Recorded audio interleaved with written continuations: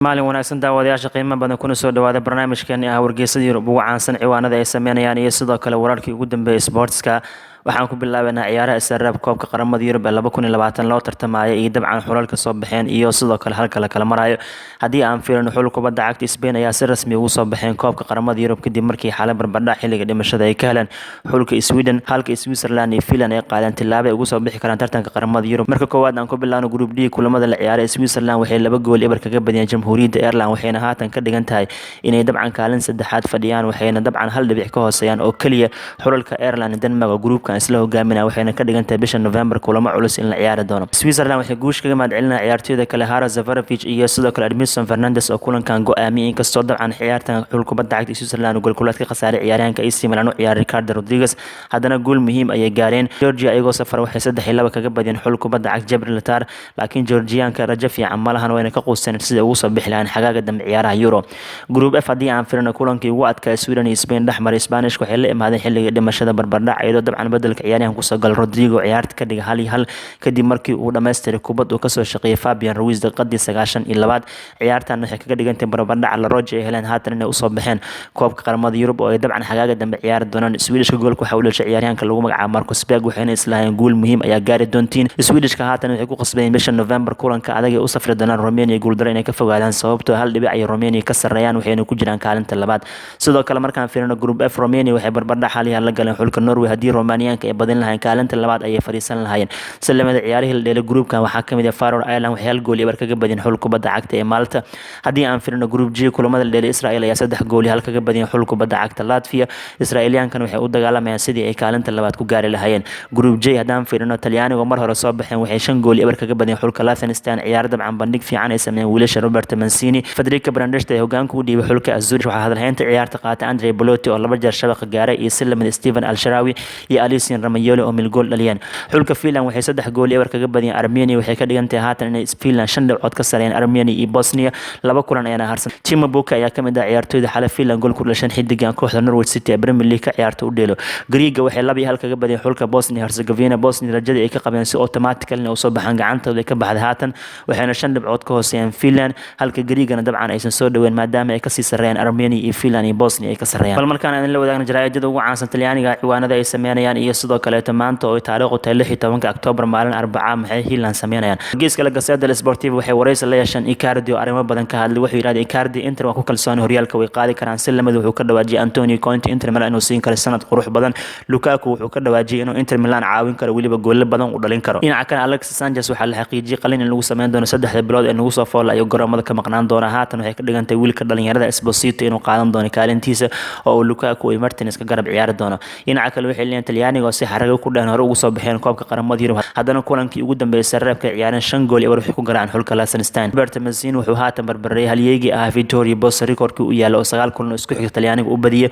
Andrea Belotti ee 2 jeer shabaqa gaaray sidoo kale waxay leeyihiin Talyaaniga haatan waxay ku jiraan waqti qurux badan ayadoo Brandesti Romagnoli iyo Al-Sharawi ay shabaqa gaareen dhinaca kale Turkiga waxaa ku socda baaritaan kadib markii 2 kulan ugu dambeeyay ciyaareen sareebka Euro 2020 ciyaartoyda ay sameeyeen salaanta militariga ay saareen taasi oo ka dhigan UEFA inay baaritaan sameyn doonto waxayna u badan tahay Turkiga in la ganaaxi doono dhinaca kale Cristiano Ronaldo wuxuu rabay Juventus inuu kula guuleysto Serie A Talyaaniga sidoo kale inuu ku guuleysto shakhsi ahaan goolinta Serie A Talyaaniga maadaama xilli ciyaareedka hore uu gafay Corriere dello Sportivo ciwaanada ay sameeyeen hadii aan fiirino waxay leeyihiin scorekii 80 sano u yaala macallinkii Talyaaniga Vittorio Bossi haatan waxaa barbaray Roberto Mancini oo asagana 9 kulan isku xigta badiyay kulan ee 5 gool eber Talyaaniga Liechtenstein kaga badiyeen dhinaca kale waxay wareysi gaar la yeesheen wargeyskan Lotito ama Claudio Lotito madaxweynaha kooxda Lazio madaxweynaha wuxuu digniin u diray macallin Simone Inzaghi dhamaan ciyaartoyda kooxda wuxuu yiraahday kama yeeli doono waxa idin ka rabaa Lazio inay 4 sano ku dhameeyay xilli ciyaareedka dambe Champions League ciyaarto wuxuu yiraahday qarashna waa bixiyaa mushaarna waa iga baxa mana aqbali doono Champions League la'aan ayuu ka dhawaajiyay mas'uulkan sidoo kale mas'uulkan wuxuu yiraahday qalad ay ahayd sanadkii hore kulankii play-off ka ah ama muhiimka ah Inter Milan aan la ciyaarnay Champions League aan ku weynay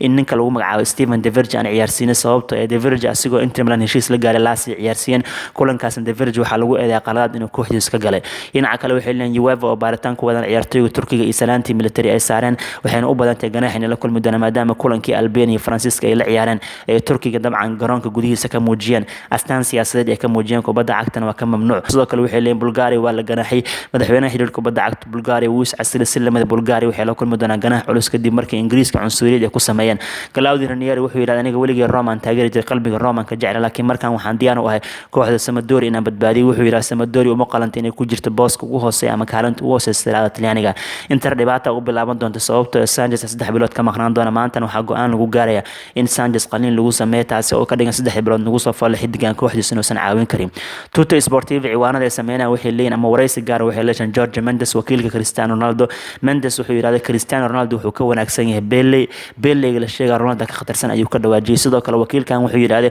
Ronaldo waa greatest of all time kan dunida ugu wanaagsan waa asiga ayuu ka dhawaajiyay intuusan kubadda cagta ka bixin wuxuu ka dhawaajiyay goolashii uu Pele dhalshin u dhaafi doono sidoo kale Juventus inuu guul lixaad la gaari doono Mendes wuxuu leeyahay hadda iyo kowle Ronaldo iskooradiisa iyo goolashiisa cusub yihiin kan waa kan dunida ugu wanaagsan Pele la sheegay xataa wuxuu kuma fadhiyo ayuu ka dhawaajiyay dhinaca kale markaan fiirin waxay leeyahay Talyaaniga lama gaari karo history weyn ee Samee rekoorkii u yaala macallinkii hore Vittorio Pozzo oo 9 kulan isku xigtay badiyay intii u dhaxaysay 1938 ilaa 1939 haatan Mancini cagta mariyay kadib markii kulankii ugu dambeeyay Liechtenstein 5 gool eber kaga badiyeen kale waxay qodob ka soo qaateen mustaqbalka tababar Allegri waxay leeyihiin wuxuu ku dhow heshiis inuu la gaaro kooxda Manchester United sidoo kale tan Emre Can iyo Mario Mandzukic garoonka Old Trafford ayuu geyn doonaa sidoo kale waxay qodob ka soo qaateen Sanchez dhaawac soo gaaray waxay leeyihiin Inter Milan Sanchez muddada uu ka maqnaan doono dhibaato ku tahay laakiin Antonio Conte wuxuu dalbaday Oliver Giroud bisha Janaayo in loo soo gacan galiyo bal markaan eegna BBC-da beeshkeeda gaarka ciwaanada ay sameynayso iyo sidoo kale ciyaartooyda ay taabanayaan waxaa kamid ah N'Golo Kante Mario Mandzukic Oliver Giroud Gareth Bale Jose Mourinho iyo shakhsiyaad kaleeto qodobka koowaad waxay leeyihiin Real Madrid ayaa diyaarinaysa 86 milyan oo pound iyo sidoo kale ciyaaryahankeeda Colombianka 28 jirka James Rodriguez inay isugu darto kooxda Chelsea sida ay kaga soo qaadan lahayn N'Golo Kante shabakada caanka El Damarisco ee ka soo baxda gudaha Spain ayaa soo daabacday weeraryahanka Juventus Mario Mandzukic wuxuu doonayaa inuu ku biiro kooxda kubadda cagta Manchester United 33 jirkan laakiin United waxay dhaheen waa inaa mushaaraadka aad doonaysa dhintaa ay soo daabacday majalada ESPN si kastaba ay ahaato kooxda Manchester United waxay walaac ka muujinaysaa bisha Janaayo inay heli waayaan ciyaartooyda ay doonayaan maadaama waqtigaas adagtay kooxaha Yurub in laga qaato ciyaartooyda tayada wanaagsan sida Metro ay soo daabacayso directorka ama agaasimaha Juventus Pape Bertici wuxuu ka dhawaajiyay ama wax kama jiraan uu ku tilmaamay wararka sheegay Cristiano Ronaldo ciyaaraan isaga fariisan doono wuxuuna mas'uulkan sheegay Ronaldo inuu ku faraxsan Juventus waayiisi ciyaaradna uu sii wadan doono sida shabakada Star ay soo daabacday Croatianka khadka dhexe kaga dheelay Barcelona Ivan Rakitic wuxuu ku fikirayaa bisha Janaayo Juventus ama Manchester United midkood inuu ku biiro kadib markii ciyaaryahankan tababar Ernesto Valverde uu sheegay inuu bixi karo sida majalada Marca ay soo daabacday macallin kooxda kubadda cagta Arsenal Unai Emery wuxuu gabi ahaanba meesha ka saaray bisha Janaayo Arsenal ciyaartooy inay soo qaadan doonto sida ay soo daabacay shabakada lagu magacaabo Athletic Tottenham Hotspur ayaa la sheegay inay markaan toos ula hadlayaan Jose Mourinho waxayna walaac ka qabaan ninka lagu magacaabo Mauricio Pochettino oo laga yaabo inuu kooxda Manchester United qabto sida Express ay soo daabacayso weeraryahanka Faransiiska iyo Chelsea Oliver Giroud oo 33 jir wuxuu isku diyaarinayaa bisha Janaayo inuu ka tago kooxda kubadda cagta Chelsea wuxuuna ku biiri doonaa kooxda Inter Milan ama naadiga Canadianka ee Major Soccer League ciyaarta lagu magacaabo Vancouver Whitecaps haddii ay u suuragali waayso in boos joogta la siiyo sida dasan ay soo daabacday Croatianka khadka dhexe kaga dheelay kooxda Real Madrid Luka Modric ayaa sheegay xagaagii dhawaa inuu Gareth Bale bariyo uu garka qabsaday si uusan kooxda kaga tagin kadib markii 30 jirka Wales ka go'aan ku gaaray kooxda inuu isaga tago laakiin ugu dambeyntii wuu joogo sida Independent ay soo daabacayso Brazilianka khadka dhexe ka ciyaara Philippe Coutinho 27 jir waxaa la sheegay garoonka Anfield iyo Liverpool inuu ku soo laaban doono haddii kooxda Bayern Munich heshiiska amaahda ay ku qaadatay ciyaaryahankana xagaaga dambe mid joogta ay ka dhigi wayso sida ay soo daabacday shabakada AS haliyay Paulo Enzi oo kabtankii ugu horeeyay oo madaxa xulka Ingiriiska kabtan u noqdo ayaa ka dhawaajiyay kulankii Ingiriiska iyo Bulgaria dhexmar haddii asagu xulka Ingiriiska kabtan u ahaan lahay ciyaartooyda inuu ku amri lahaa garoonka inay ka soo baxaan kadib markii taageerayaasha Bulgaariyaanka ay cunsurinimo xad dhaaf ku sameeyeen qaar kamid ah ciyaartooyda Ingiriiska sida The Times ay soo daabacday kooxda Crystal Palace waxay xiiso u qabtaa ciyaaryahanka Inter Milan iska leedahay laakiin amaahda kaga maqan Gabriel Barbosa oo haatan kooxda Flamingo la jooga sida ay soo daabacday shabakada lagu magacaabo Team Talk Manchester United ayaa la sheegay qaar kamid dhalinyarada kooxdan joogan inay amaah ku fasaxi doonto waxaa kamid ah Angel Gomez Ingiriiska oo dabcan 19 jirka ah sidoo kale wiilka lagu magacaabo Tahith Chong oo Dutchka oo 19 jir ah iyo ciyaaryahanka Ingiriiska khadka dhexe ka ciyaara James Garner oo 18 jir ah dhamaantood amaah ayaa lagu fasaxi doonaa bisha Janaayo sida Daily Mail ay soo daabacday kooxda Arsenal ayaa la sheegay xilli ciyaareedkii 2016-2017 markay gafeen inay Champions League u soo baxaan ayagana inay calfan waayeen qaadashada Anton Griezmann Arsenal uu iska diiday markaas wuxuuna dhahay koox aan Champions League ciyaaran aniga kuma biiray 28 jirkan xagaagii dhawaa wuxuu ku biiray kooxda Barcelona sida Star ay soo daabacday kooxda Inter Milan ayaa doonaysa inay u qaadaan lacagaha lagu jibin karo qandaraaska weeraryahankooda Argentinaska Lautaro Martinez oo 22 jir ah haatan qandaraaskiisa waxaa lagu jibin karaa 96 milyan oo pound Inter Milan waxay doonaysaa sare inay u qaado qiimahaas maadaama Barcelona wiilkan qalqaalo xoogan ugu jirto sida Tutto Sportivo iyo Daily Mail ay soo daabaceen. Kooxda Aston Villa ayaa la sheegay inay siinayso naadiga Bournemouth 250,000 oo pound oo dheeraad ah. taasina waxaa sababtay in ciyaaryahanka lagu magacaabo Tyrone Mings dhawaan xulka Ingiriiska u ciyaaray. ballankan wuxuu ahaa haddii Tyrone Mings uu xulka Ingiriiska u ciyaaro kooxda Villa lacag dheeraad inay siin doonto naadiga Bournemouth oo ay 26 jirkan ka soo qaateen bishii July sida Telegraph ay soo daabacday. tababaraha kooxda Paris Saint-Germain Thomas Tuchel ayaa sheegay Neymar inuu waji ka waji ula hadlay xagaagii dhawaa una sheegay inuu cawaaqib xoogan kala kulmi doono haddii uu ku fashilmo qorshaha Barcelona uu ku aadi lahay. sidaa darteed wuxuu leeyahay Thomas Tuchel Neymar waa inuu aqbalaa nacaybka iyo gadoodka ay taageerayaasha ku wadaan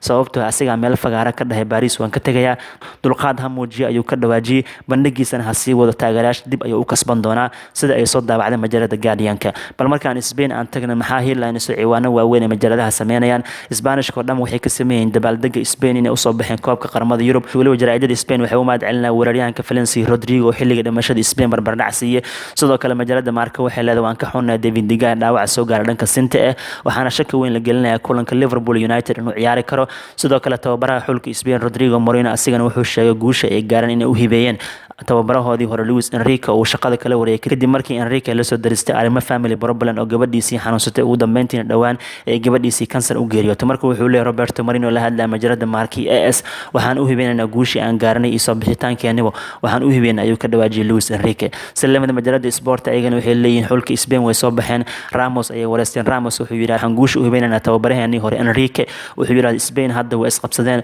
waxaana rabnaa xagaaga dambe inaan ku guuleysano koobka qaramada Yurub ayuu ka dhawaajiyay. sidoo kale waxay qodob ka soo qaateen majalada xiisaha badan hadaan fiirino ee lagu magacaabo Mundo Deportivo. Mundo Deportivo waxay leeyihiin Barcelona waxaa macquul kulanka Eibar ay la ciyaarayaan bas inay ku safraan oo aysan diyaarad raacin maadaama xasarada Catalan Spain aad iyo aad u sareyso oo dabcan laga cabsi qabo inay dhibaato xoogan dhacdo haddii airport ay ku safraan. sidaa darteed Barcelona bas inay ku safraan ayaa laga yaabaa kulanka Eibar ay la ciyaari doonaan. kuwaas waa qodobada ugu waaweyn ee gudaha Spain ka jira idin soo koobaynay. daawadayaasha qiimaha badan guud ahaan barnaamijkeennii wargeysada Yurub ugu caansan ciwaanada ay sameynayaan iyo wararkii ugu dambeeyay sports intaas ayaan ku soo idleenaynaa. haddii aad tahay saaxiib nagu cusub fadlan janaalkayga subscribe saar like iyo share iyo comment ka marno. Assalaamu calaykum waraxmatullahi